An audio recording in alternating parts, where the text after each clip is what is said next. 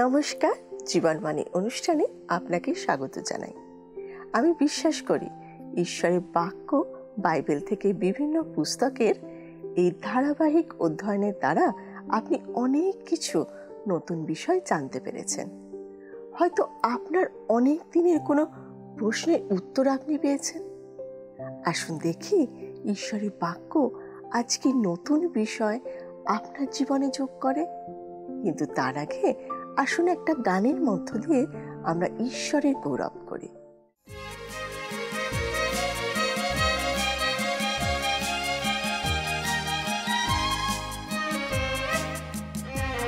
সারা সৃষ্টির মালিক তুমি, সারা সৃষ্টির রক্ষক তুমি, আমার হৃদয়ের প্রণাম লহ তুমি, ধন্যবাদ হোক তোমারি। সারা সৃষ্টির মালিক তুমি, সারা সৃষ্টির রক্ষক তুমি, আমার হৃদয়ের প্রণাম লহ তুমি, ধন্যবাদ হোক তোমারি। হালেলুয়া, হালেলুয়া, হালেলুয়া,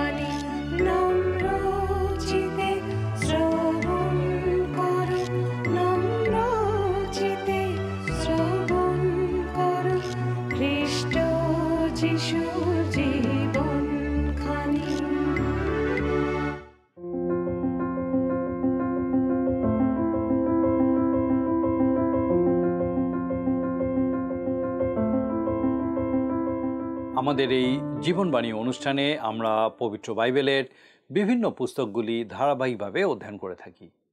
এই অনুষ্ঠানটি আপনি আমার বিশ্বাস নিয়মিত দেখছেন, আর আপনি জানেন যে বেশ কয়েকটি পর্বব্যাপী আমরা বাইবেলের পুরাতন নিয়ম থেকে হোশেয় ভাববাদী পুস্তকটি আলোচনা করছি। আমরা এখন পর্যন্ত এই পুস্তকের প্রথম 9টা অধ্যায় অধ্যয়ন করেছি, যেখানে প্রথমে আমরা হোশেয় ভাববাদীর ব্যক্তিগত জীবনের অন্ধকারময় অভিজ্ঞতার কথা জানতে পেরেছি। ঈশ্বর এরপর ভাববাদীর মাধ্যমে বলেছেন যে ইসরায়েল জাতির করা পাপ এমন একটা পর্যায়ে পৌঁছে গেছে যেখানে ঈশ্বরের পক্ষে তাদের শাস্তি দেওয়া ছাড়া আর কোনো উপায় নেই। আজ আমরা এই পুস্তকের 10ম অধ্যায়টি অধ্যয়ন করব। আমরা এখন এই পুস্তকের এমন একটা অংশে আছি যেখানে ঈশ্বর তার বিচার ঘোষণা করেছেন। আমরা এই অধ্যায়ে দেখব যে ইসরায়েল আরও একটা এমন কাজ করছে যা তাদের উপরে ঈশ্বরের বিচার নিশ্চিত করেছে। এই অধ্যায়ের প্রধান বিষয় হলো যে ইসরায়েল ফলহীন দ্রাক্ষালতা স্বরূপ হয়ে যাবে। আসুন আমরা আমাদের বাইবেলে হোশেয় পুস্তকের 10 অধ্যায় খুলি। আমার অনুরোধ, আপনি আমার সঙ্গে আপনার বাইবেল খুলুন, হোশেয় ভাববাদী পুস্তক 10 অধ্যায়, আর আসুন আমরা প্রথম পদ পাঠ করি। ইসরায়েল দীর্ঘ পল্লবা দ্রাক্ষা লতা স্বরূপ, তাহার ফল ধরে, সে আপন ফলের আধিক্য অনুসারে অধিক যজ্ঞবেদী নির্মাণ করিয়াছে, আপন দেশের উৎকর্ষ অনুসারে উৎকৃষ্ট উৎকৃষ্ট স্তম্ভ নির্মাণ করিয়াছে। ঈশ্বর এই কথা বলছেন না যে ইসরায়েল হচ্ছে এমন একটা দ্রাক্ষালতা যাতে ফল ধরেছিল, কারণ এই সময় ইসরায়েল খুবই সমৃদ্ধশালী ছিল। ঈশ্বর তখনও তাদের প্রতি ভালো ব্যবহার করে যাচ্ছিলেন, যদিও তিনি তাদের উপরে আগত বিচারের বিষয়ে সতর্কও করছিলেন। তাহার ফল ধরে কথাটির অর্থ হলো যে ইসরায়েল নিজের সব ফল খালি করে দিচ্ছিল, মানুষের উপরে তার সব ফল ঢেলে দিচ্ছিল। দেখুন, যদিও ঈশ্বরই ইসরায়েলকে সমৃদ্ধশালী করে তুলেছিল, তার জন্য তাকে কৃতিত্ব দেওয়া হয়নি। তাদের শহুরে অঞ্চলগুলো বৃদ্ধি পাচ্ছিল, তারা বড় বড় অট্টালিকা ও স্থাপত্য নির্মাণ করছিল, যার ফলে তারা মনে করছিল যে সব কিছুই ঠিক আছে। তাদের সমৃদ্ধি সত্যকার পরিস্থিতির বিষয়ে তাদেরকে অন্ধ করে তুলেছিল। আমার বিশ্বাস আজকের দিনেও বিভিন্ন রাষ্ট্রে এই একই ঘটনা ঘটে চলেছে।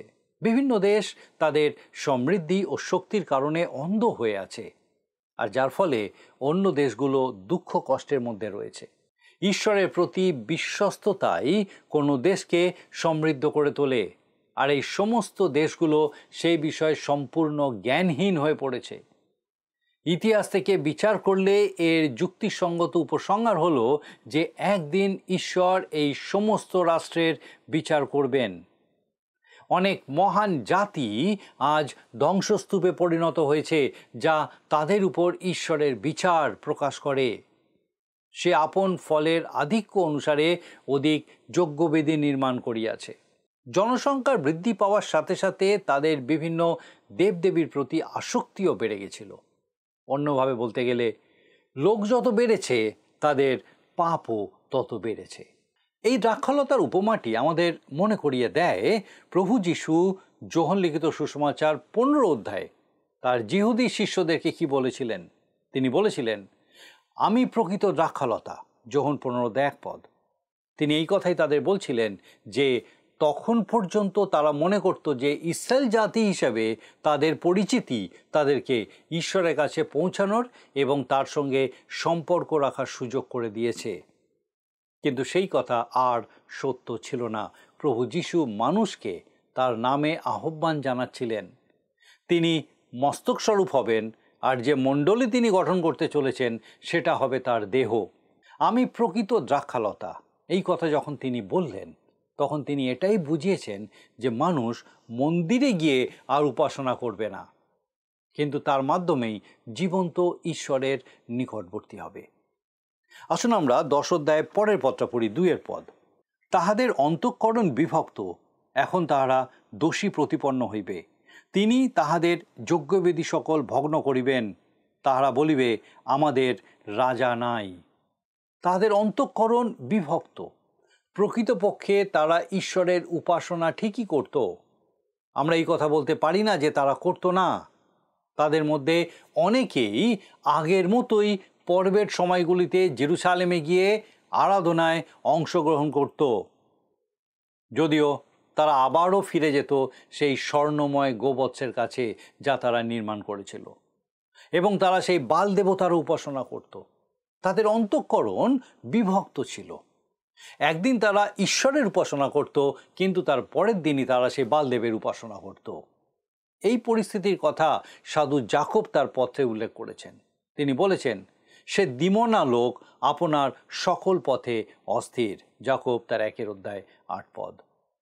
আমার বিশ্বাস এটাই হচ্ছে কারণ যার জন্য আজ আমরা বিভিন্ন পদে থাকা মানুষের জীবনে এত অসঙ্গতি দেখতে পাই। তারা মুখের একদিক থেকে এক কথা বলে, তারপর তারা মুখের অন্য দিক থেকে বিপরীত কথা বলে। রবিবার দিন উপাসনা থেকে বেরিয়ে আসার আগে আপনি প্রশংস দয়াল ঈশ্বরে প্রশংস ভবে সপ্তাহে গান গাইলেন, আর সোমবার দিন সকালে গিয়ে তাঁর নামই অনর্থকভাবে নিলেন। আপনি আপনার মেজাজ হারালেন এবং সবাই যারা আপনার বিরক্তির কারণে উঠেছে তাদের তার পবিত্র নামেই অভিসম্পাত করলেন। এই ধরনের দ্বিচারী জীবনই হচ্ছে সেই একই ধরনের দ্বিধাগ্রস্ত হৃদয় যা ইসরায়েলের উপরে বিচার নিয়ে এসেছিল। আসুন আমরা এরপর 3 পদটা পাঠ করি। অবশ্য এখন তাহারা বলিবে, আমাদের রাজা নাই, কারণ আমরা সদাপ্রভুকে ভয় করি না, তবে রাজা আমাদের জন্য কি করিতে পারে। তারা এই কথা বলছিল, দক্ষিণের রাজ্যে গিয়ে দেখো তাদের রাজা তাদের কোনো সাহায্যে আসছে না। তাদের মূল সমস্যা এই ছিল না যে তাদের রাজ্যে কোনো ঈশ্বর বিশ্বাসী রাজা ছিল না। আমাদের মনে রাখতে হবে, উত্তরের রাজ্যে কোনো ভালো রাজা ছিলেন না। তাদের সমস্যা ছিল তাদের হৃদয় ঈশ্বরের দৃষ্টিতে সঠিক ছিল না। আমাদের সমস্যার জন্য আমাদের শাসন ব্যবস্থাকে দোষারোপ করা খুব সহজ, যখন মূল সমস্যা হচ্ছে আমাদের নিজেদের হৃদয়, আমার, আপনার, আমাদের প্রত্যেকের হৃদয়। আসুন আমরা এরপর 4 পদটা পাঠ করি। 10 অধ্যায় 4 পদ। তাহারা অলিক কথা বলে, নিয়ম করিবার সময় মিথ্যা শপথ করে, তাই বিচার ক্ষেত্রের অলিস্ত বিষবৃক্ষের ন্যায় অঙ্কুরিত হয়। উত্তর রাজ্যের শেষ দিনগুলো আমাদের এখনকার সময়ের মতোই ছিল। তাহারা অলিক কথা বলে, তারা খুব বাকপটু ছিল, অনেক কথা বলতে পারত। আমার বিশ্বাস আজকের দিনে টেলিভিশন, সামাজিক মাধ্যম এবং খবরের কাগজ ইত্যাদি আমাদের প্রজন্মকে পৃথিবীতে সব থেকে বাকপটু করে তুলেছে। মানুষ খুবই বাচাল প্রাণী। গাছে বাঁদরেরাও এত কিচিরমিচির করে না যত মানুষেরা করে। কথা কথা কথা কথা, দিস্তা দিস্তা লেখা কাগজ, যার প্রায় 99.44% শ্রবণ বা পাঠের যোগ্য নয়। সেই সমস্ত কথার সিংহভাগটাই যদি না বলা হতো হয়তো ভালো হতো।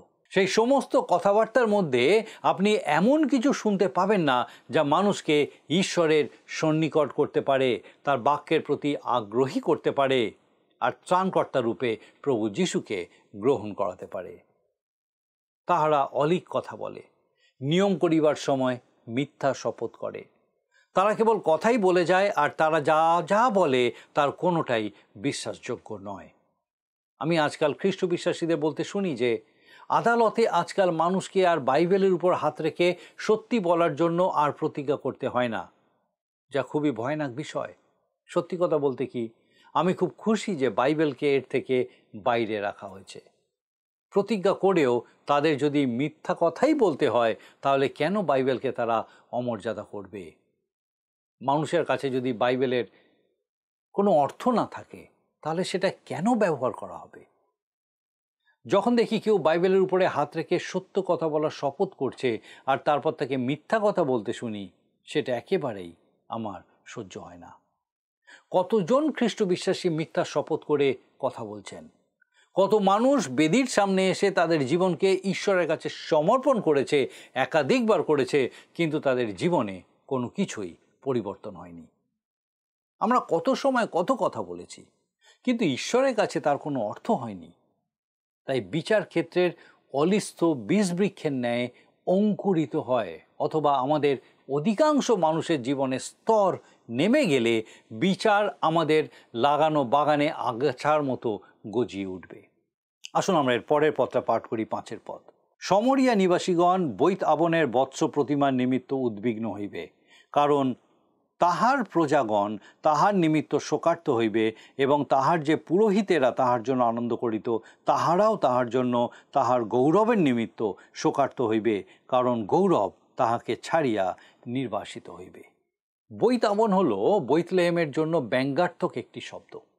যেহেতু একটি স্বর্ণময় গোবৎস বৈথেলে এবং অন্যটি সমরিয়াতে রাখা ছিল, তাই এই দুই নগরের বাসিন্দারা কোন মূর্তিটি বড় অথবা কোনটির মধ্যে বেশি সোনা আছে তাই নিয়ে একে অপরের প্রতি ঈর্ষান্বিত ছিল, কারণ তাহার প্রজাগণ তাহার নিমিত্ত শোকার্ত হইবে।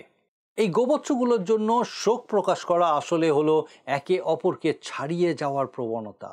আজকের দিনেও আমরা এমনটাই সব জায়গায় দেখতে পাই। আমার প্রতিবেশীর বাড়িতে 2টো শোবার ঘর আর 2টো স্নানের ঘর আছে, সুতরাং আমাকে 3টে শোবার ঘর আর 3টে স্নানের ঘর বানাতে হবে। তারা তাদের সোনার বাছুরের আরাধনায় একে অপরকে টেক্কা দেওয়ার চেষ্টা করত। তাহার যে পুরোহিতেরা তাহার জন্য আনন্দ করিত, তাহারাও তাহার জন্য তাহার গৌরবের নিমিত্ত শোকার্ত হইবে, কারণ গৌরব তাহাকে ছাড়িয়া নির্বাসিত হইবে। ঈশ্বর বলছেন, তোমাদের যাজকেরা যে তোমাদের ধর্মীয় প্রতাপ নিয়ে অহংকার করেছে, একদিন সেই সবই অদৃশ্য হয়ে যাবে। ইখাবোধ শব্দটি, যার অর্থ হীন প্রতাপ, তাদের দরজার উপরে লেখা থাকবে। এরপর কি হবে সে বিষয়ে যা বলা হয়েছে, আসুন আমরা 6 পদে পাঠ করি।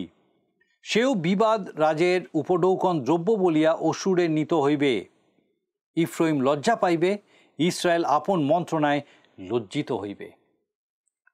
সেই স্বর্ণময় গোবৎসগুলি অসুরের রাজার জন্য উপহার হিসেবে সেখানে নিয়ে যাওয়া হবে। সেগুলি রাজার উপযুক্ত উপহারই হবে, কারণ তাতে প্রচুর পরিমাণ সোনা ছিল। ইফ্রাইম লজ্জা পাইবে, ইসরায়েল আপন মন্ত্রণায় লজ্জিত হইবে, তাদের মন্ত্রণা বিফল হবে। আর ইসরায়েলের রাজার কি হবে? আসুন আমরা পরের পদে সেটা লক্ষ্য করি। 7 পদ। সমরিয়ার রাজা উচ্ছিন্ন হইল, সে জলপরিস্থ ফেনের সদৃশ্য হইল। ঈশ্বর খুব স্পষ্ট করে এখানে জানিয়ে দিয়েছেন যে তিনি উত্তর রাজ্যের রাজাকে শেষ করে দিতে চলেছেন। তিনি জলপরিস্থ ফেনের সদৃশ্য হইল, সেই রাজবংশ এবং তার সাথে সাথে দক্ষিণ রাজ্যের রাজবংশেরও কিছু অবশিষ্ট থাকবে না।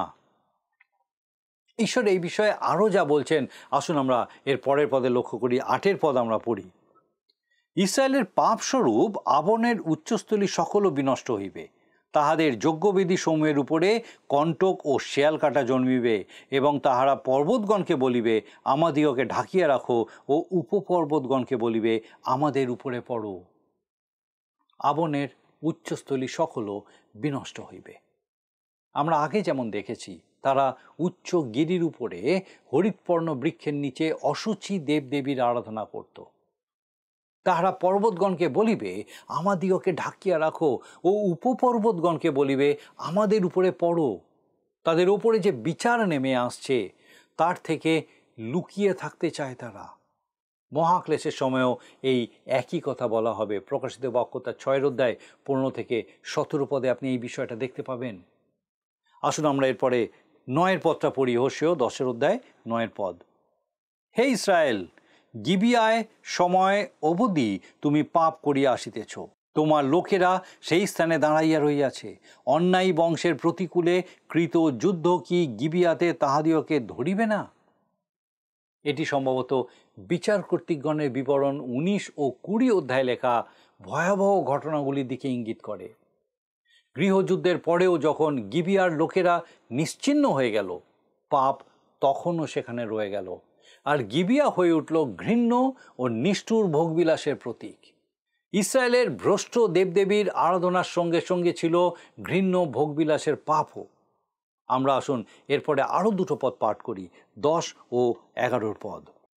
আমি যখন ইচ্ছা তাহাদিওকে শাস্তি দিব, আর তাহারা যখন তাহাদের 2টি অপরাধ রূপ জোয়ালিতে বদ্ধ রইয়াছে, তখন তাহাদের বিপক্ষে জাতিগণ সংগৃহীত হইবে। আর ইফ্রাইম এমন শিক্ষিতা গাভীস্বরূপ, যে শস্য মর্দন করিতে ভালোবাসে, কিন্তু আমি তাহার সুন্দর গ্রীবায় হস্তক্ষেপ করিয়াছি।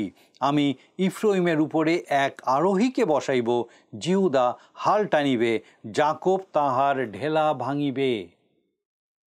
আর ইফ্রাইম এমন শিক্ষিতা গাভীস্বরূপ, যে শস্য মর্দন করিতে ভালোবাসে। ইফ্রাইম এমন একটি গাভীর মতো, যে শস্য মর্দন করতে ভালোবাসে। যে চমৎকার ও প্রচুর ফসল তারা পেত, সেটা তারা খুবই উপভোগ করত, কিন্তু খেতে গিয়ে চাষ করতে যাওয়ার চিন্তা করাও তাদের কাছে মোটেও পছন্দের বিষয় ছিল না। ঈশ্বর বলছেন, তারা যে কাজ করতে অপছন্দ করত, তিনি সেই কাজই তাদেরকে জোর করে করাবেন। আসুন আমরা এরপর 12 পদটা পাঠ করি। তোমরা আপনাদের জন্য ধার্মিকতার বীজ বপন করো, দয়ানুযায়ী শস্য কাটো, আপনাদের জন্য পতিত ভূমি তোলো, কেননা সদাপ্রভুর অন্বেষণ করিবার সময় আছে, যে পর্যন্ত তিনি আসিয়া তোমাদের উপরে ধার্মিকতা না বর্ষান। এটি এমন একটা নীতি যা সমগ্র বাইবেল জুড়েই প্রবাহিত হয়েছে। গালাতিয়ার বিশ্বাসীদের ঠিক এই কথাই সাধু পৌল লিখেছিলেন, তোমরা ভ্রান্ত হইও না, ঈশ্বরকে পরিহাস করা যায় না, কেননা মনুষ্য যাহা কিছু বুনে তাহাই কাটিবে। ফলত আপন মাংসের উদ্দেশ্যে যে বনে, সে মাংস হইতে ক্ষয়রূপ শস্য পাইবে, কিন্তু আত্মার উদ্দেশ্যে যে বনে, সে আত্মা হইতে অনন্ত জীবনরূপ শস্য পাইবে। গালাতীয় তার 6 অধ্যায় 7 ও 8 পদ। হোশেয় ভাববাদী বলছেন, তারা যদি ধার্মিকতায় তাদের বীজ বপন করত, তাহলে তারা দয়ায় তাদের শস্য কাটতে পারত। এই কথা সবসময় সত্য যে আমরা শয়তানের মানদণ্ডে জীবনযাপন করে তারপর ঈশ্বরের কাছ থেকে পুরস্কার পাওয়ার আশা করতে পারি না। এই বিষয়ে আমরা আসুন পরের পদটা পাঠ করি। আমরা 13 পদ পড়ি। হোশেয় ভাববাদী পুস্তক তার 10 অধ্যায় 13 পদ। তোমরা দুষ্টতা রূপ চাষ করিয়াছ, অধর্মরূপ শস্য কাটিয়াছ, মিথ্যার ফল ভোজন করিয়াছ, কারণ তুমি আপনার পথে আপনার বীরসমূহে বিশ্বাস করিয়াছ। ইসরায়েল তার শিক্ষা পায়নি, সে দুষ্টতারূপ চাষ করেছে, সুতরাং তাকে অধর্মরূপ শস্য তো কাটতেই হবে। তারা মিথ্যার ফল ভোজন করেছে, তারা তাদের বীরদের উপরে, তাদের নেতাদের উপরে নির্ভর করেছে যারা তাদেরকে মিথ্যা কথা বলেছে। তারা ঈশ্বরকে বিশ্বাস না করে এই লোকেদেরকে বিশ্বাস করেছে, আর তাই তারা যা পাওয়ার যোগ্য ছিল ঠিক সেই ফলই লাভ করেছে, মিথ্যার ফল। দানিয়েল পুস্তকে আমরা পড়ি যে ঈশ্বর সেই জাতির উপরে অতি নীচ ব্যক্তিদের স্থাপন করেছিলেন। দানিয়েল 4 অধ্যায় তার 17 পদে লেখা আছে। মানুষ যদি মিথ্যাবাদী হয়, তারা তাদের নেতা হিসেবে একজন মিথ্যাবাদীকেই পাবে। তারা যদি ব্যভিচারী হয়, তবে তারা সেই রকম ব্যভিচারীকে পাবে। তারা যদি চোর হয়, তাহলে সেই রকম নেতা তারা পাবে। আপনি যদি মনে করেন আপনি একজন মিথ্যাবাদী, একজন ব্যভিচারী, একজন চোর হয়ে পার পেয়ে যাবেন, তাহলে আপনার জন্য খবর আছে। আপনি যখন জীবনের বক্র চাল দেন, আপনি ভাবেন যে সেগুলো এমনভাবে পড়বে যাতে আপনি জয়ী হবেন, কিন্তু ঈশ্বর আগে থেকেই জানেন যে সেগুলো কেমনভাবে পড়বে, কারণ তিনি নিজেই সেগুলো তৈরি করেছেন। আপনি যখন পাপে বীজ বপন করেন, তখন পাপেই শস্য ছেদন করবেন, এটা অনিবার্য। আপনি যদি মনে করেন যে পাপের ফল থেকে আপনি পালাতে পারবেন, তবে আপনি ঈশ্বরকে মিথ্যাবাদী আর বাইবেলকে মিথ্যা প্রমাণ করছেন। এটা সত্যি যে অনেকেই মনে করে যে পাপ করে তারা পার পেয়ে যাচ্ছে, কিন্তু কোনোদিনই কেউ পার পায়নি। আপনি যদি আহাব ও ইসাবল অথবা জিহুদাকে সাক্ষ্য দেওয়ার জন্য ফিরিয়ে আনতে পারেন, তাহলে তারা এই কথাই বলবে যে পাপ করে তারা রেহাই পায়নি। আসুন আমরা এখন এই অধ্যায়ের পরের পদটা পাঠ করি। আমরা 14 পদ পড়ি। এই নিমিত্ত তোমার লোকবৃন্দের বিরুদ্ধে কোলাহল উঠিবে, তোমার দৃঢ় দুর্গ সকলের সর্বনাশ হইবে, যেমন যুদ্ধের দিনে সলোমন বৈত আব্বেলের সর্বনাশ করিয়াছিল। মাতাকে ও বালকগণকে আছাড় মারিয়া খণ্ড খণ্ড করা হইয়াছিল। সলোমন হচ্ছে অসুর রাজ সলোমেনেশ্বরের নামের ক্ষুদ্র সংস্করণ। বৈত আব্বেল সম্ভবত হচ্ছে সেই স্থান গ্রিকেরা যাকে অরবেলা বলতো। এটা দেশের উত্তর দিকে গালিল অঞ্চলের মধ্যে অবস্থিত। মনে হয় এখানে একটি যুদ্ধ হয়েছিল, যদিও ধর্মনিরপেক্ষ ইতিহাসে এই পদে কোনো ঘটনাটির উল্লেখ করা হয়েছে তা নির্ধারণ করা কঠিন। মাতাকে ও বালকগণকে আছাড় মারিয়া খণ্ড খণ্ড করা হইয়াছিল। এটি এমন একটা পদ্ধতি ছিল যা শুধু যে অসুরীয়রাই অবলম্বন করত তা নয়, পরে বাবিলীয়রাও অবলম্বন করেছিল। ইসরায়েল সন্তানরা বাবিলের রোদন করতে করতে এই বিষয়ে উল্লেখ করেছিল। হে বাবিল কন্যা, হে বিনাশপাত্রী, ধন্য সেই যে তোমাকে সেই রূপ প্রতিফল দিবে যেই রূপ তুমি আমাদের প্রতি করিয়াছ। ধন্য সেই যে তোমার শিশুগণকে ধরে আর শৈলের উপরে আছড়ায়। গীতসংহিতা 137, 8 ও 9 পদ। ওই লোকেরা যুদ্ধে ভয়ঙ্কর, নির্মম, অসভ্য ধ্বংসের পদ্ধতি ব্যবহার করত। কেবল তখনই কি মানুষ এতটাই নির্মম ছিল? আজ কি আমরা তাদের থেকে উন্নত? আপনি কি জানেন আজকের দিনে মাদকদ্রব্য বিক্রেতারা, সমকামীরা, ভূতের উপাসকেরা আর আমাদের যুগের নতুন নৈতিকতার অনুসারীরা কি কি ধরনের কাজ করে? ছোট ছোট শিশুদের মাথা পাথরে আছড়ে মারা কি আজ যে পাপগুলো করা হচ্ছে তার থেকে কোনো অংশে ভয়ঙ্কর ছিল? এক ভগ্ন হৃদয় মানুষকে আমি বলতে শুনেছিলাম, যেদিন আমি আমার ছেলেকে কলেজে পড়তে পাঠিয়েছিলাম, সেই দিন তাকে সেখানে না নিয়ে গিয়ে কবরস্থানে নিয়ে গিয়ে কবর দিলে হয়তো ভালো হতো। অন্য কথায়, শিশু বয়সেই কোনো নৃশংস লোক যদি তাকে হত্যা করত, তাহলে হয়তো সেটা তার পক্ষে আরও ভালো হতো। কি নিদারুণ হৃদয় বিদারক কথা। কিন্তু আজকের দিনে সমাজ এই নৃশংস লোকদের আর দোষ দেয় না, বরং তাদের সমাজে গ্রহণ করা হচ্ছে এবং তাদেরকে মেনে নেওয়া হচ্ছে। আসুন আমরা এই অধ্যায়ের শেষ পদটা পাঠ করি, 15 পদ। তোমাদের মহা দুষ্টতা প্রযুক্ত বইথেলে তোমাদের প্রতি ইহা ঘটিবে, অরুণোদয়কালে ইসরায়েলের রাজা উচ্ছিন্ন হইবে। অসুরীয়রা এলো এবং এক রাতের মধ্যে ইসরায়েলকে অসুরে নিয়ে গিয়ে বন্দিত্বে আবদ্ধ করল। আসুন আমরা আজকে যে যে বিষয়গুলো আলোচনা করলাম আরেকবার সংক্ষেপে সেই বিষয়গুলোকে দেখে নিই। ইসরায়েল রাজ্য সেই সময় পর্যন্ত সমৃদ্ধশালী ছিল, কারণ ঈশ্বর তখনও তাদের ওপরে ভালো ব্যবহার করে যাচ্ছিলেন। কিন্তু ইসরায়েল জাতি দ্বিচারিতা করত। একদিন তারা ঈশ্বরের আরাধনা করত, কিন্তু পরের দিন বাল দেবতার উপাসনা করত। কেবল তাই নয়, আজকের দিনের মতোই তারা অনর্থক ও অলিক কথাবার্তা বলতো। তারা যে দুটি সুবর্ণ গোবৎসের মূর্তি স্থাপন করেছিল, সেই মূর্তিগুলি নিয়ে তারা একে অপরের সঙ্গে প্রতিযোগিতায় রত থাকত। কিন্তু শেষ পর্যন্ত এই মূর্তি দুটিকে ভেট হিসেবে অসুরে পাঠিয়ে দেওয়া হয়েছিল। একই সঙ্গে ইসরায়েলের রাজারও পতন হয়েছিল। ইসরায়েল জাতি পাপরূপ যে বীজ বপন করেছিল, তার পাপরূপ ফসল সে উৎপাদন করেছিল, এবং দেখা গেল এক রাতের মধ্যে তারা বন্দী হয়ে অসুরে নিত হলো। আমাদের আগামী পর্বে আমরা এই পুস্তকের 11 ও 12 অধ্যায় অধ্যয়ন করব। আসুন এখন প্রার্থনায় যাওয়ার আমি চাইব আপনি আমার সঙ্গে যোগ দিন। আসুন প্রার্থনা করি। মঙ্গলময় পিতা, তোমার ধন্যবাদ স্তুতি করি ও প্রভু, যে প্রতি মুহূর্তে তুমি আমাদের দেখাও যে তুমি কিভাবে ধৈর্য ধরে অপেক্ষা করে থাকো। কিন্তু পিতাগো, আমাদের জীবন এমন পর্যায়ে আমরা নিয়ে যাই পিতাগো, যেখানে তোমার বিচার নেমে আসা অবশ্যম্ভাবী হয়ে পড়ে। প্রভু, তুমি সেই সচেতনতা আরেকবার আমাদের মধ্যে নিয়ে আসলে তোমার ধন্যবাদ, তোমার স্তুতি করি। আমাদের প্রত্যেক দর্শক বন্ধুর মধ্যে সেই সচেতনতা আনলে পিতা, যেন কোনো আত্মা প্রাণী সেই সময় পর্যন্ত না পৌঁছে যায়, সেই জায়গায় পৌঁছে যায় যেখানে তোমার বিচার অবশ্যম্ভাবী হয়ে পড়ে। কিন্তু তার আগে যেন পিতা তোমার প্রেম প্রত্যেকে উপলব্ধি করে পিতাগো, সে মন্দতা থেকে, অধার্মিকতা থেকে, জাগতিকতা থেকে পিতা তোমার দিকে ফিরে এসে তোমার বিচার যেন এড়িয়ে যেতে সক্ষম হয়। পিতা, আমাদের সে প্রত্যেক দর্শক বন্ধু, তাদের পরিবার পরিজন প্রত্যেককে তোমার চরণে সমর্পণ করি। কৃপা করো, প্রত্যেকের সঙ্গে থাকো, সুস্থ রাখো, সুরক্ষিত রাখো, তোমার জীবন্ত বাক্যে পূর্ণ রাখো, তোমাতে বৃদ্ধি পেয়ে তোমার গৌরব করতে সাহায্য করো। তোমার যিশু নামে ভিক্ষা দয়া করে শ্রবণ ও গ্রহণ করো। আমেন।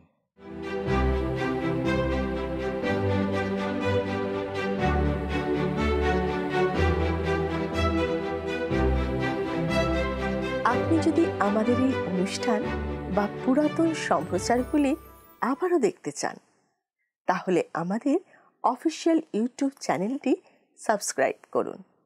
ভালো লাগলে ভিডিওটি লাইক করুন এবং আপনার বন্ধুবান্ধবদের সাথে শেয়ার করুন।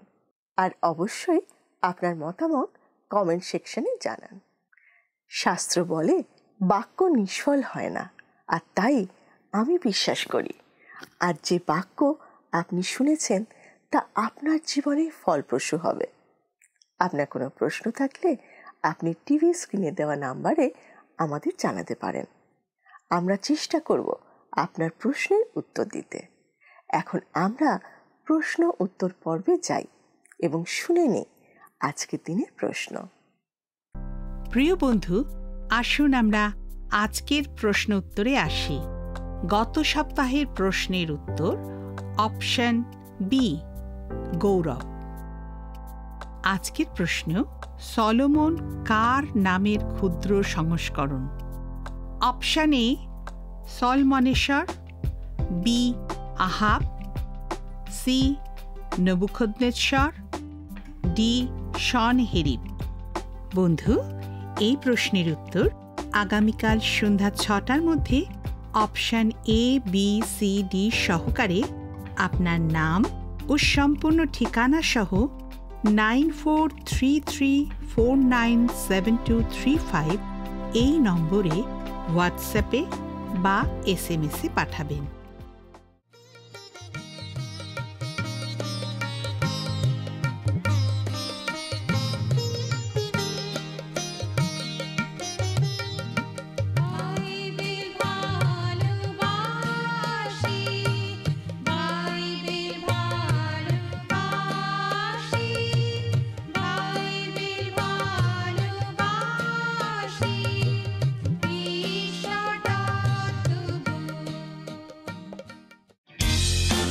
যদি আপনার এই অনুষ্ঠান ভালো লেগে থাকে তাহলে এই নম্বরে একটি মিসড কল করুন। তাহলে আপনি পরের বারে বিজয়ী হতে পারেন।